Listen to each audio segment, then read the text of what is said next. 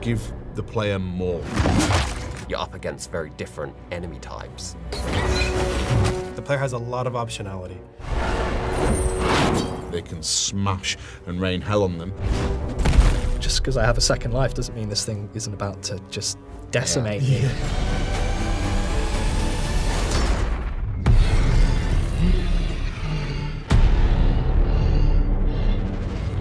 Welcome back to Lifting the Veil, the first episode of the new year. Today we will be discussing all things combat, and as a special treat, we've been blessed with some fresh blood. So joining me today, we've obviously got old face Mr. James Lowe, game director.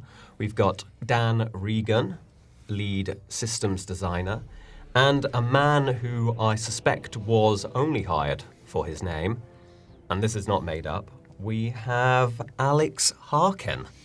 It's true, they found me on the street. Producer. So getting straight into it, combat today. This follows our recent gameplay reveal trailer, which was obviously revealed at the Game Awards last month. So first question to Mr. Lowe. What is the core combat fantasy players can expect in Lords of the Fallen 2? So we've mentioned this quite a few times in previous episodes, and this is, I suppose, where it really comes into its own, where combat in Lords of the Fallen 2 is bolder, braver, bloodier. This is really where we use that statement quite strongly. What players can expect is, and I think the gameplay reveal kind of showcased a lot of this, it's a lot more aggressive. You are in the pocket of the enemy a lot more, you're pushing the pace, it's a lot more violent, you have a lot more tools in your pocket to basically be able to cut enemies up into different ways and exciting ways, so to say. So aggression and pace is really at the heart, and this is culminating from a lot of testing things that we've done, but also looking at 23 and what we've been doing on that journey as well. So yeah, players are going to be getting in the faces of enemies a lot. What would you say were the key lessons, I guess, based on the feedback we received from players from Lords of the Fallen? So I think one of the biggest ones is the kind of like floatiness of the player. We wanted the player to feel a lot more planted in the ground, and this helps a number of elements, in my opinion. So kind of addressing that the player feels a lot more grounded, that they can have their stance against an enemy. They're not going to kind of be slipping and sliding around. And also the pace, like Lords of the Fallen 2023 really started to get a lot faster and kind of identify our own style. So seeing how players enjoyed that combat system and how some of the tweaks that we made was really pushing that further.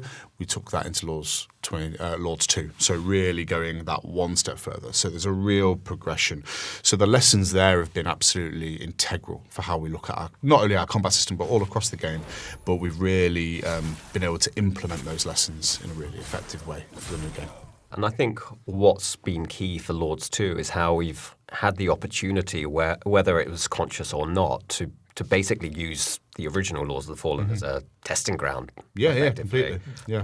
And you mentioned the floatiness of the combat. We obviously tightened that a lot up with version 2.0 and have basically continued iterating on that. Yeah, completely. You're dead right. I mean, having the previous game out in the wild, and with the amount of patches and updates that we've done to push that as far as it can go, obviously those lessons really marry over, and then it also validates some of the things that we've been doing and things that we wanted to do on the last game as well. So it's starting to feel, I think you said it better, like a real tight experience. Players can really get into these scenarios and know, okay, this input lag's going to be snappy as hell. I'm going to parry it. It's going to give me the reward. I'm going to be able to celebrate these moments. I'm going to be able to understand my space more and actually maneuver around enemies. I'm going to be able to use my defensive abilities as well as my offensive abilities. So that is really informed us so much and shaped what we're up to now. So using that as a base, we're now here, and then we'll be able to go farther and farther. So Dan, I hear, so you're one of the new faces that joined between Lords and Lords 2. Yeah. And I hear in your interview you came armed with just, pages of feedback, having played the first game extensively. Anything to add to what James said? One of the big ones for me is how does Umbral relate to that core loop of combat that the player is constantly engaging in over and over and over again when they're playing Lords 23. And I don't think that we really had an answer for that in Lords 23. I think we're much better in Lords 2. You know, there's more of a focus on making Umbral part of that core combat experience, making it feel like the player is wielding Umbral. And then further driving Umbral as a USP and a highlight of the experience as a result of that. Because it's something the player is always engaging in, always facing with, you know. Okay, yeah. Save some for the Umbral episode. I have a lot to say about Umbral. I'm not worried about it. You did also forget to mention when we first met, you said before you gave me the feedback, is this going to cost me the job? And I was like, be as brutal as you can. You know, that might have been an intentional omission. Yeah. He was brutal, but we take that seriously and put it on board. So yeah, it worked well in the end, right? Yeah. Was there anything that you deliberately didn't change from Lords 23 that you thought, yep, that worked great as it was, we want more of that, we know players loved it? Yeah, there is a lot. And I think it's down to the DNA of the combat experience, right? Like other projects and other titles, you know, you're constantly learning. And I think there's to kind of anecdotally go around this, and I think we've mentioned it before. Take a series like Batman Arkham, right? Like Arkham Asylum had a set of its combat abilities and it got its core down, still had a ways to go. Arkham City then started to progress it and really refine the formula, not losing the essence of it, of what that combat was in the last one, the free throw combat. Then Arkham Knight, it all came together and it felt perfect, and it felt like a journey, and we're on that same journey. So Lords of the Fallen 2023 is really the DNA of what we were trying to do, and so coming into Lords 2, it's like, okay, we want players to be able to start smashing their sword around and really starting to feel like, okay, I've got power behind this. We felt that the class distinction in 2023 was really strong. It felt different to have an ultra great sword to then having a dagger. And it's like, right, okay, we found these essences. How can we push that further within Lords 2? And I think we're very much there with that now, even with more classes, you know, that we haven't even seen in the genre, and now within Lords 2. So having those DNA steps and really like understanding what not to throw away and then actually like bolstering it even further has really put us in, I would say, a really strong position. And that then sets us up for more and more and more. So the more we do, the more games that we put out, the more, you know, players really engage with this and really mess around with the DNA of our combat, the better it will always be. So yeah, I'd say the essence of having the differentiation is what we've really kept. Yeah, I think that's key. I mean, something I've mentioned before as well is the ability to dual wield in our game, being a sort of just a, you know, you play From Software games, and like I'm scared stiff to lose my shield because you need it. But playing Lords, and it's important that, you know, our game doesn't just feel like From Software. So this was a, you know, real breath of fresh air.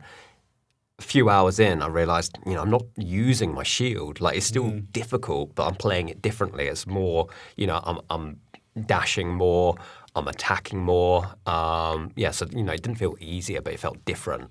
Would you say that's also player confidence, right? Because, like with the FromSoft game, like, and I'm not slamming FromSoft here, once I find my build, I'm in.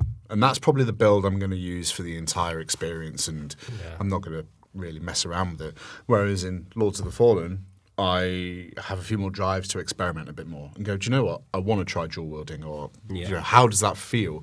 And it doesn't. It's not that I don't feel attached to my build, but I feel confident enough as a player to go, I'm going to mess around with this for a few hours, or, you know what, I've really struggled against this encounter. Let me try and play with something else and see how it goes. And I think Lords of the Fallen respects you for doing that as well, and it also rewards you for having those kind of like different play styles. Yeah. So I really resonate with that quite a bit. Yeah, and obviously I know that, you know, for example, dual wielding is something that we are sort of digging our heels into and sort of evolving for this game. Yeah. And there are other new elements as well that are sort of, you know, akin to that style of play, if that's something that you can just touch on. Yeah, I mean, dual wielding, again, we saw the, you know, the response to it in the last game. And when you see such a positive response, you want to double down and you want to do more. So with dual wielding in this, it's kind of the way I think about it in my head is it's high risk, high reward. So you don't have the defensive capabilities as you would have if you've got a massive shield and you're just running things in, but it gives you different elements. So you will rely a bit more on parry. You'll want to stay in a bit further stay in the pocket a bit more of the enemy, so you can get those extra slashes in. And something also that's really important, I think, for the new dual wielding system we have is the presentation of it. Like, it's not just one hit with one sword, same hit mirrored on the other side. You will see yourself flying swords around and really giving this kind of flamboyant edge, which is a super cool dopamine hit. I mean, you might throw too many and then your stamina depletes and you're going to get punished for it. But that's what we want you to do. It's going to be really fun to see how people engage with it. So let's stick on animations for a bit, and I will come to you because I've realised you haven't said much yet. But just staying on animations for a bit. So obviously, the animation, we had some very cool animations in Lords 23. I think it's fair to say that players felt there wasn't enough variety between some weapon classes, and I think dual wielding is one of those areas. I think we had 3 animation sets. So we had light, medium, and heavy. Yeah. I know we've got more this time. Yes, we have. You can ask me for numbers, Not necessarily numbers.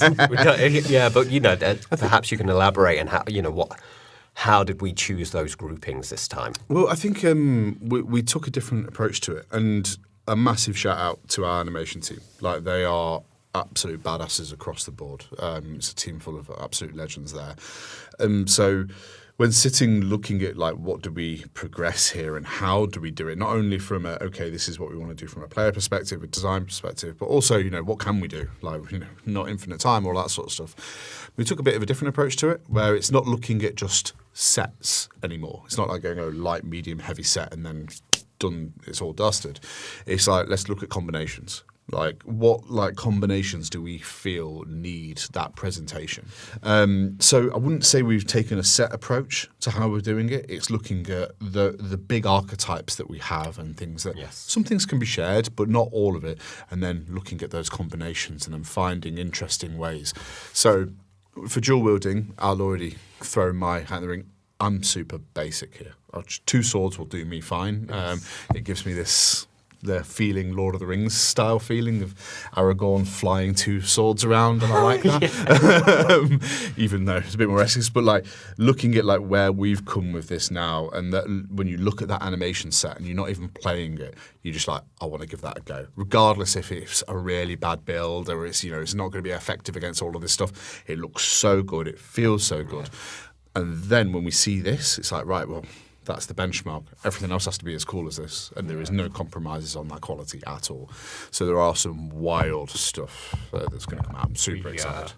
We were testing the longsword animations this week. Yeah. And they are... I know which one. They're next level. I was pretty taken back at just how cool they are. And I know I'm saying that as someone internally, but as a Souls-like player, it was wow. This is. I'm going to put a rod for our own back here, but that's a perfect example of bolder, braver, bloodier being executed on the team level. Yeah, right? I would agree. And I know, is it the hilt thing? That's what, for sure. Yeah, the hilt thing is cool. That is exactly what that is. And that's so refreshing to see, right? When we're so passionate about that as our statement for the game, and then you see it on that level, and you're this is dope. So in the Lords 23 announcement trailer, we had a very particular moment where the Crusader facing off against the Light Reaper, and he grabs his sword. Is it between the hilt and the crossguard? Yeah, like that. And players loved it, and I don't think it ever made it to the game. And that's all I'm going to say. So if a Lords 23 veteran player, they've booted up Lords 2, what are the biggest things they're going to notice in terms of changes to combat within the first few hours? I know I always go back to this speed. It's definitely a lot nippier. We want players to be able to close the gap a lot quicker. And we found this again with Lords 23. Things like stamina depletion outside of combat not being a factor changes player behaviour. So I think Lords veterans will know this and go, right, okay, I can run into an encounter, I can, force yourself in like you're going into a mosh pit sort of thing. That behaviour will definitely be intact, but when you get into it, your kind of area that you control as the player will be a lot faster. Your reactions will have to be tiny bit quicker. You'll be definitely punished if not. So veterans will pick this up very easily, I think, and new players will find that a new and interesting way to approach encounters. So that's one thing. I would say another thing is being able to use your variety of tools that you have. So going from melee to spellcasting to melee to spellcasting, that's a really cool behaviour. Yes. And we've really wanted to double down on this. And so that with veteran players that kind of know how that feels and know those flows, they'll be able to be mixing up melee with spells quite easily. Again, which is super interesting for new players as well that are coming in and going, okay, this is a really kind of dynamic system I can go back and forth with. Your typical Souls-like game, you've got your light attack, your heavy attack, and your heavy attack, it's a bit slower, but the payoff is it does a bit more damage. And that's really the extent of it. Whereas I know what the team have done this time round is really put a use to those heavy attacks, whereby, there's a real purpose for them in combat, Yes. and you wouldn't necessarily just use them as your heavy attack. Yes. How far do you want to go down this road? Well, I can always edit. Yeah, I think there was something really interesting when watching players from Lords 23, and then also in the development of this title, it's giving the player more reasons to engage and experiment, right? It's kind of where it all comes down to. So if we're just thinking of the heavy attacks and what you can do now with the heavy attacks and what that will open up to you as a player, it's another risk-reward mechanic. It's going to take a bit longer. It's going to take more of my stamina. It's more pressure for me to go, I really need this to hit, because if it doesn't hit, I've got nothing left in the tank, and I'm gonna receive some pretty heavy damage. So we wanted to dial that again, give the player more. So when they can heavy attack, they can smash and rain hell on them. They can even do so much as they can really charge that attack and start to really imbue it with power, which will then do even more. And it's giving these little micro loops and pushing players to make micro decisions in these kind of high tense situations. So we're giving, again, more reasons to mess around with the player. Play around with the systems will reward you, but they'll also give you a slap on the bottom if you play around with them a bit too much. So going back to something you said about combat feeling even faster this time, and I know what some of the audience are going to think is, how are you going to balance that speed and agility but not lose that sense of weight and commitment that players love from a Souls-like, that you commit to the hit, and like you say, if it doesn't land, there's going to be consequences. Yeah. So there's a few ways to think about it. So you don't want to ever lose this kind of purpose, right, as a player. And that's something that I really like as a Souls-like player and a fan of the genre, is that, every button I have has a consequence I have to plan. It's not just I bash and then, button bash and everything goes right. So to balance this, I think there's a few ways to look at it. The way I like to look at it is it's the enemy first, right? So I can mess around, I can really circle them and then do some stuff. They can also do the same thing. And it's really getting that on the same par. So I might be able to run around like a grunt, but they can also back away. They can also close the distance. And so it's more of a push or pull. So things have got faster, but it's never just localized to the player. There's some enemies. I think I've seen it when some of the tweets with the hysteric. That guy doesn't stand still. He uses the space, I would say, even more than the player. And so that's in those situations where you feel slow. And it's whoa, okay. And this is this kind of spike that we want players to feel with. So that's one way of looking at it. Another way is your build. And again, what I was saying earlier, there's differentiations of builds.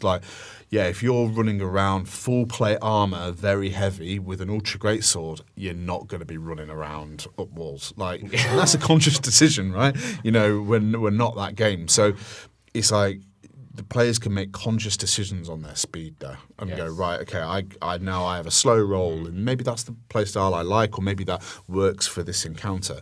So that's another way that we then balance, and then the enemies again respond to this. So if you're playing against like a load of like Umbries and you're just slicing them all down, feels really cool, looks really cool, but then if you went against the Hysteric again, he would punish you for that choice. And so it's always this balance of going there.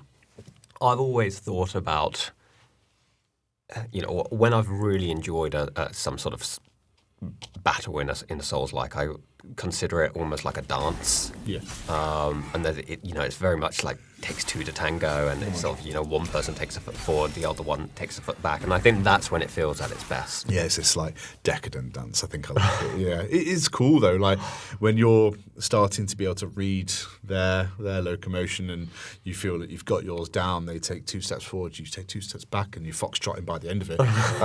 It feels awesome. But that's the DNA of the genre for me. Yes, Every Souls like needs to have that feeling. And I think this is where Lords of the Fallen 2 goes another step. It's like you have that feeling in spades. But then what you also have is just being able to mow things down and just be like, it's that Dark Crusader fantasy, right? Like just aggression, running in, ripping heads, and just having a good time, and then being faced with something that's like, oh shit, now I have to think, let's take stock now, let's re-engage. So it's again just pushing different types of playstyle all inside the same space. It's pretty cool. So Alex, I know you're eager to say something.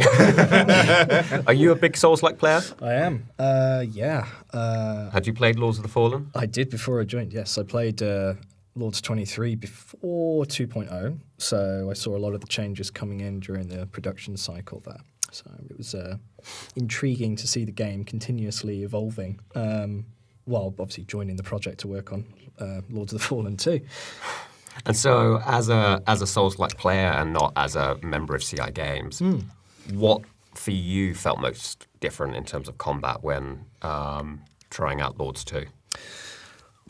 It really does come back to your comments here about the power fantasy of being the Crusader, because for myself, I'm very much a cautiously reckless player when it comes to Souls games. I like the fantasy of having a big weapon and being able to charge in and really immerse myself in the combat.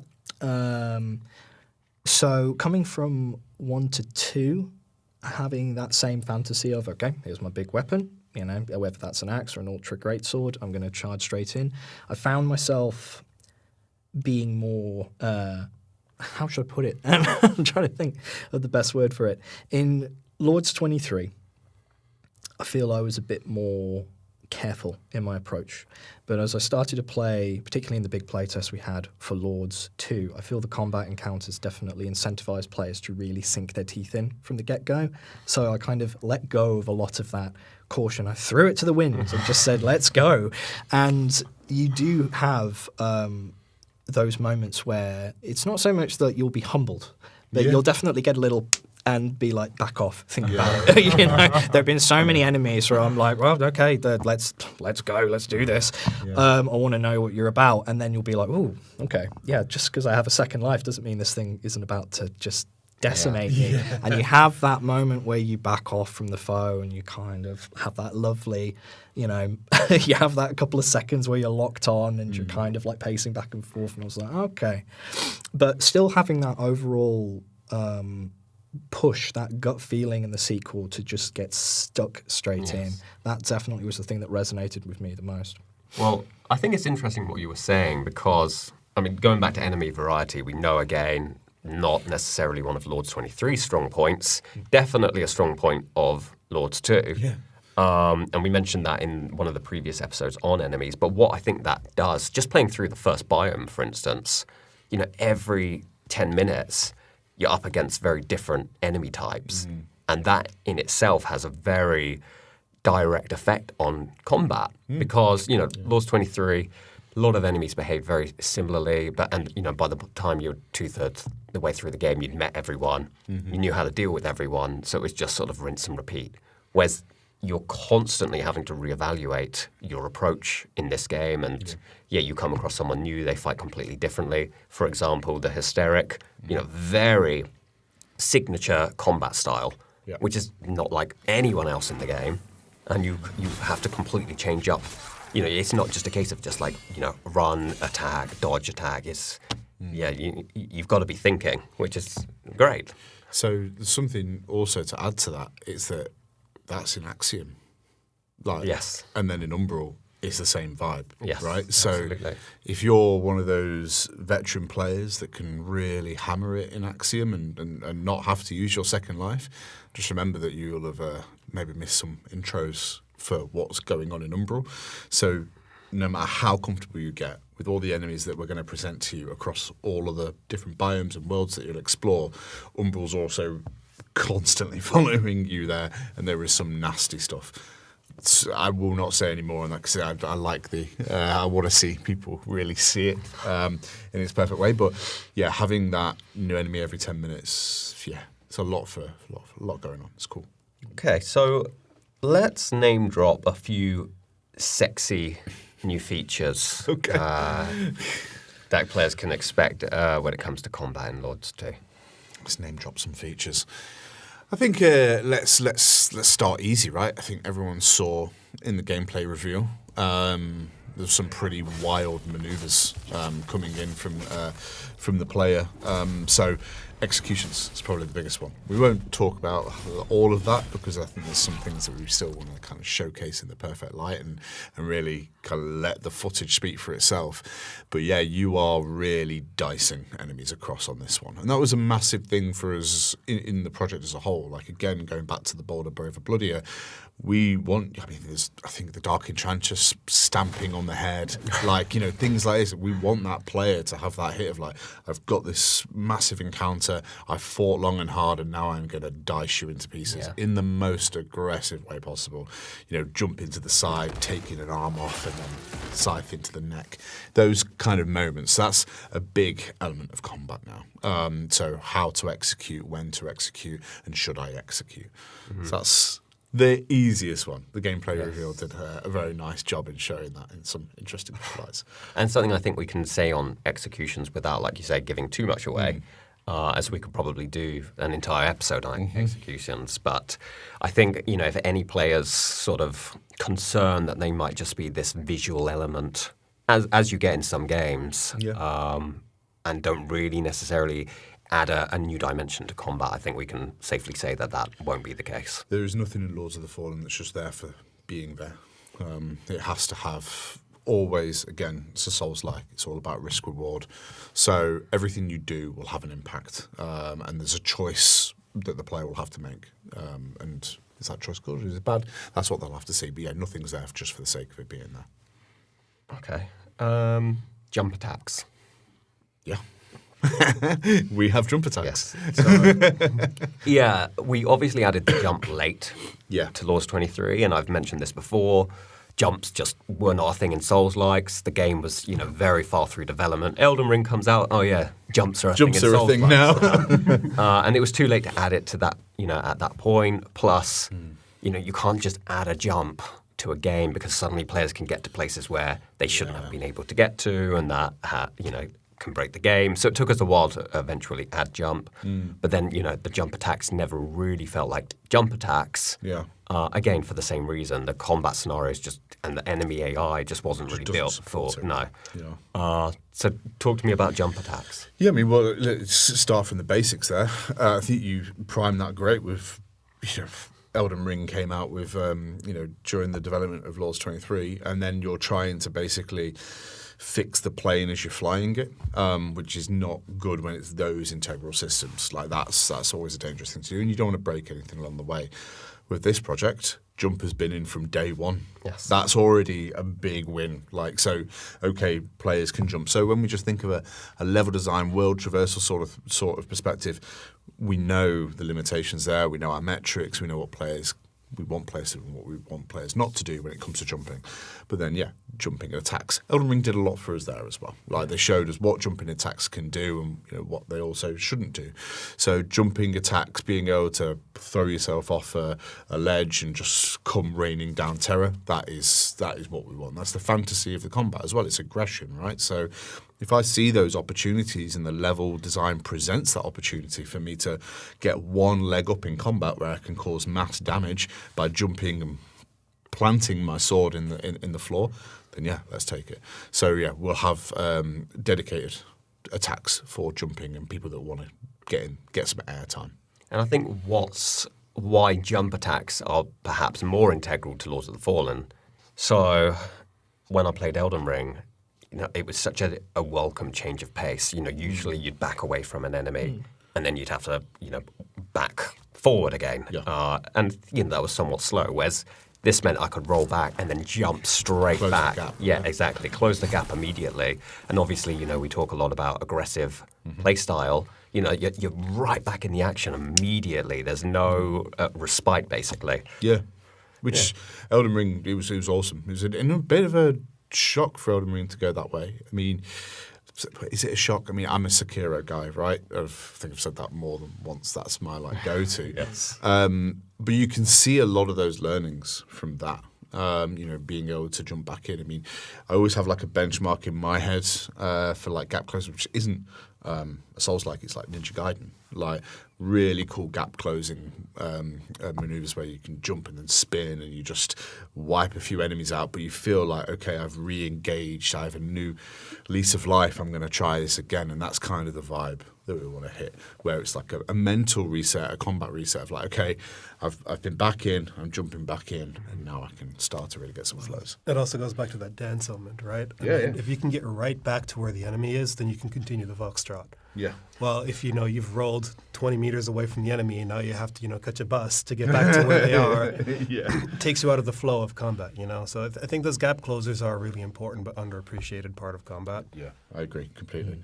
I also like that we're now using Foxtrot. Yeah. Let's get that in the documentation. Yeah, let's get that in the documentation. Something Lords 23 was praised for was the ability to really specialize in a certain play style. Melee is a given, but as a spellcaster, you could have up to 5 spells at any one time. I know that not that I did myself, but being a ranged attacker as well was very viable in our games as well. I know this is something that you've been looking into, Dan. But anything you can tell us about how Lords 2 takes that even further this time? Yeah, I think one of the best parts about Lords 23 is that, unlike in other games, you didn't have to make compromises. I personally like to play characters that, dual wield and have a little bit of spells on the side. Yeah. And it's difficult to play that kind of style for Elden Ring, when you're constantly swapping out your pieces of equipment, but you don't have to make those kinds of decisions in Lords 23.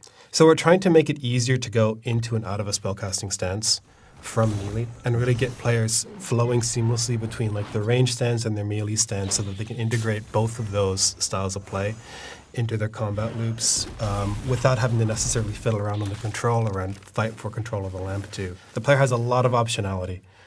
So we've taken that strength of not having to choose from Lords 23 and I think we've turned it up to 11 for this title. It's one of my favourite parts of Lords 2.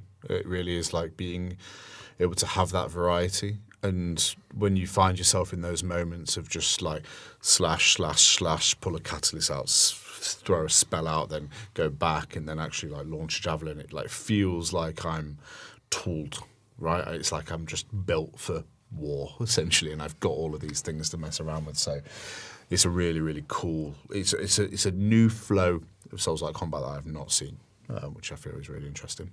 Something I think we can confirm that many players will be appreciative of is the fact that the lamp has a dedicated button this time. Yes, it does. Yes. We learn a lot from Lords 23, and controller mappings, as I think everyone in this room knows, is back and forth. It is a hard thing to nail. We have to do a lot there to really look at a myriad of edge cases.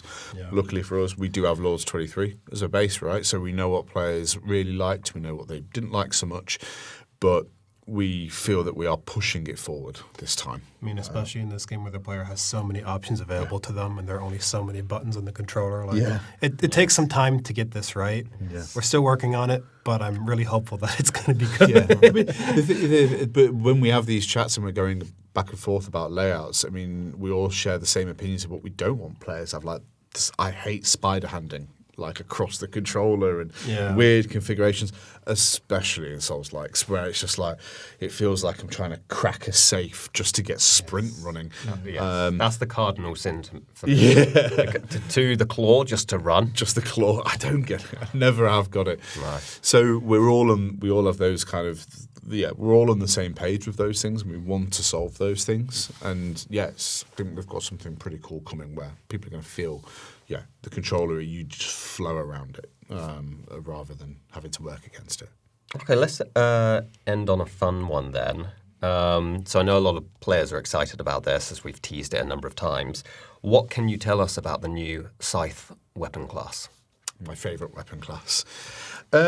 So I'll start from what its identity really. Like when we talk about the Scythe internally, I want to be a Grim Reaper. I want to be harvesting souls, and that's kind of always like what we've wanted to get out of it.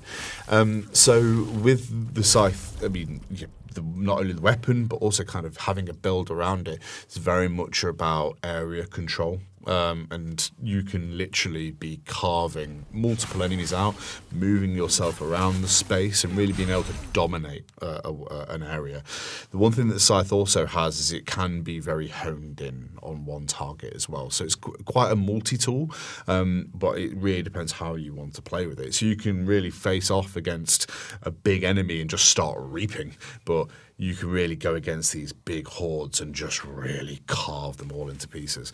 But how players balance that of when to trigger those types of attacks, that's going to be the fun thing. So it's a bit of a multi-purpose tool, but I would say based around area control and area dominance. Like, you need to feel like the fucking Grim Reaper when you're walking around with that thing, and we are pushing, so you will feel like it. And the animations are just sick. They are. So It cool. flows so nicely. It's like hard to stop attacking because it's like water. Absolutely. You keep attacking, Yeah. attacking, and then you get punished for it. But you don't want to stop. It's just so fun. So one of it's like I don't know if it's like a therapy thing at the end of the day, but like you've had a day full of meetings and you just want to like decompress. I will go into the level gym. I'll hit 6, spawn every enemy, And do a foxtrot. do a foxtrot. Quick one. I will put ultimate stamina on, so no stamina depletion, and then one hit kills, and I'll just go reap for That could be for a about good 10 custom minutes. modifier. Yeah. No stamina depletion. Yeah, don't- Comment below if you want that.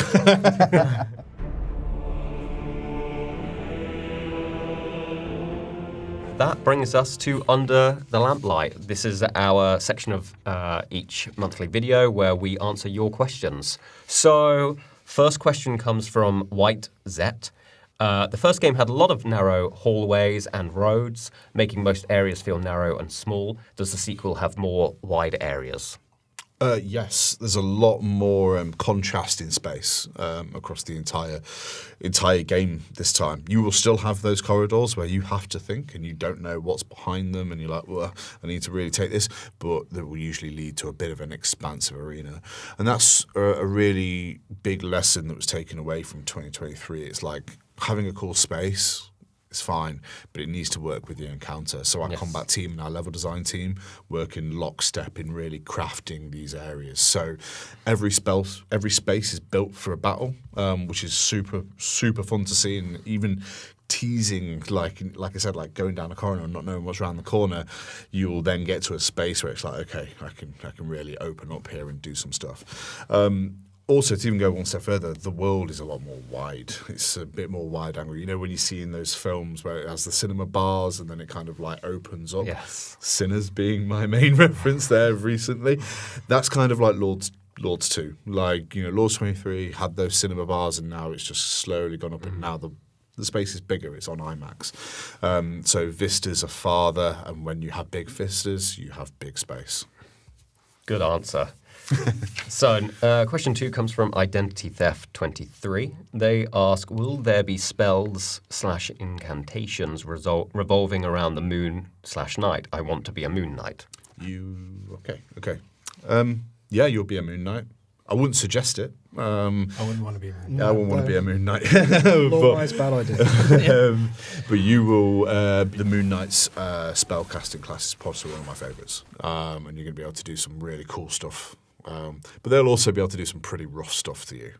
So yeah, you will be able to cosplay as a Moon Knight. Nice. And this question relates to that, actually. It's from Uncle Deshays. He says, will you, Uncle, will you keep the magic system from the previous game where you can allot spells to different buttons? That was my absolute favourite feature. Yes. These names are getting weirder and weirder as the weeks go by, dude. Yes, kind of, again, what Dan was saying, like variety is a spice of death, right? So we want players to be able to really customise those builds and really find their own styles. And spellcasting is something that's close to my heart for Souls-likes. It's always on my second playthrough I play as a spellcaster. So yeah, we want to give as much to you as we possibly can. Final question comes from Masood Janem. And I think this is a bit of a hark back to the Scion conversation we had. But do you pronounce it as scythe or scythe? It's a scythe, right? Absolutely. I've never heard scythe. anyone say scythe. On Earth? Okay. What, do you? Scythe? A scythe. You thought that's what it was? No. Oh. I was asking who would say I think it might be a joke. But we did a post on social about scythe. Oh, yeah. And someone said about British pronunciation. And I was going to ask you about that. You pronounce it the same, right? With an American accent. I was going to say I'm not British. Yeah. Scythe. Scythe. Yeah. Yeah. I didn't get what that understand meant. that. If But I also anyone did- understands what that meant, Yeah. let us know. We didn't also get the Scion thing.